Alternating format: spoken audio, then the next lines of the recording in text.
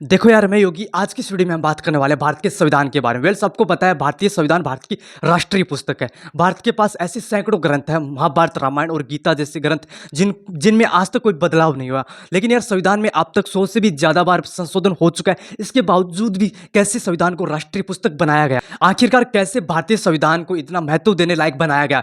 पूरी जानकारी देंगे इस वीडियो में। तो यार चैनल पे अगर नए हो तो वीडियो को लाइक, चैनल को सब्सक्राइब कर दियो ताकि मुझे थोड़ा सपोर्ट मिल जाए। नमस्कार, मैं योगी। आज की इस वीडियो में हम बात करें भारतीय संविधान के बारे में। सबको पता है भारतीय संविधान आज भारत के मौलिक अधिकारों का सबसे बड़ा आधार है। भारत का संविधान किसी भी देश का सबसे बड़ा संविधान है और हमारे देश को चलाने की मूल इकाई संविधान को ही माना जाता है। चलिए आगे बढ़ते हैं। 26 जनवरी 1950 एक ऐतिहासिक दिन था जब भारतीय संविधान को आधिकारिक तौर पर स्वीकार कर लिया गया। लेकिन यार इसके बावजूद भी हमारे संविधान में काफी सारे बदलाव देखने को मिलते हैं। सबको पता है 15 अगस्त 1947 शताब्दी के बाद एक आजादी की सुबह हुई थी। अब हमारे देश को चलाने के लिए एक संविधान की जरूरत थी। अंग्रेज हमारे देश का संविधान लिखने का प्रस्ताव रखते हैं, लेकिन हमारे देश के लोग उनके प्रस्ताव को एकदम से ठुकरा देते हैं। सबको पता भी होगा कि अंग्रेजों को भारत से निकालने के लिए भी बहुत सारे बलिदान दिए गए थे। इस टॉपिक पे मैं अलग से वीडियो बनाऊंगा, तो वो भी आगे आएगा, तो चेकआउट जरूर कर लियो। फिलहाल के लिए हम अपने मेन टॉपिक पे आते हैं, संविधान पे। तो सबसे पहले देश आजाद होने के बाद हमारे देश को संविधान की जरूरत थी। तो एक बैठक होती है और बैठक में एक सभा गठित की जाती है जिसका काम था हमारे देश का संविधान लिखना। 9 दिसंबर 1947 को संविधान सभा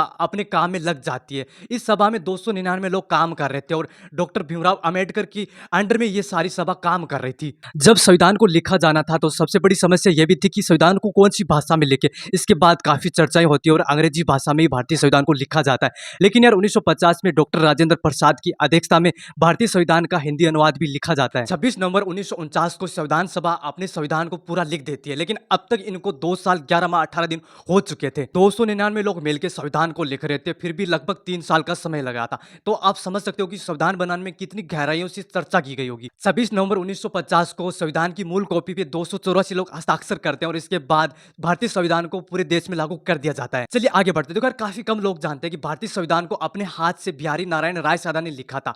इनको लिखने में 6 महीने का टाइम लगा था, लेकिन लिखने के लिए इन्होंने कुछ भी चार्ज नहीं किया था। इनकी इतनी डिमांड थी कि इनका प्रत्येक संविधान पन्ने पे हस्ताक्षर होना चाहिए। और आज भारतीय संविधान की मूल अंग्रेजी कॉपी को अगर हम देखते हैं तो इनके हस्ताक्षर प्रत्येक पेज पे हमें देखने को मिल जाते हैं। भारतीय संविधान जब लागू किया गया था तो उस टाइम भारतीय संविधान में 395 अनुच्छेद थे, 22 भाग थे और 8 अनुसूचियां थी। लेकिन वर्तमान समय में 470 अनुच्छेद हो चुके हैं, 25 भाग हो चुके हैं और 8 अनुसूचियां पड़ी है। चलिए आगे बढ़ते हैं। आप सभी को जानकारी के लिए बता देता हूं, भारतीय संविधान को अब तक 127 बार संसद में संशोधन के लिए लाया गया, लेकिन सिर्फ 105 बार अब तक संशोधन हो पाया है। चलिए आगे बढ़ते हैं। देखो यार मैंने पहले ही बता दिया कि भारतीय संविधान बनाने के लिए दूसरे देशों के संविधानों का सहारा लिया गया है। वैसे मूल अधिकारों को हमने अमेरिका की संविधान से लिया है, वैसे राजनीतिक अधिकारों को हमने आयरलैंड के संविधान से लिया है। चलिए आगे बढ़ते हैं। आप सभी को जानकारी के लिए बता देता हूं, जब भारतीय संविधान लागू हुआ था तो उस टाइम सबसे बड़ी समस्या थी कि वोट का अधिकार किसको दिया जाए, क्योंकि यार उस टाइम सबसे बड़ा अधिकार था वोट का अधिकार, जो काफी लोगों को अधिकार नहीं दिया जाता था। उस टाइम चर्चा हो रही थी कि सिर्फ पढ़े लिखे लोगों को वोट का अधिकार दिया जाए,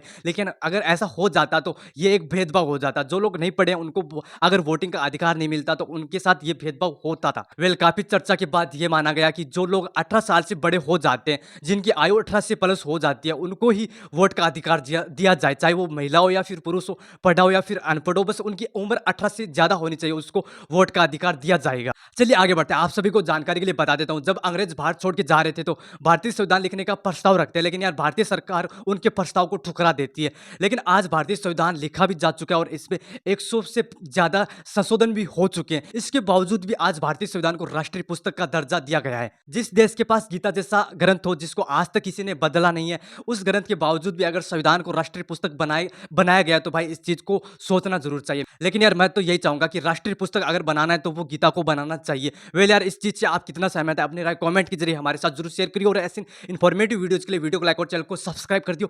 चलता रहे योगी की वीडियो के साथ, तब तक के लिए बाय बाय।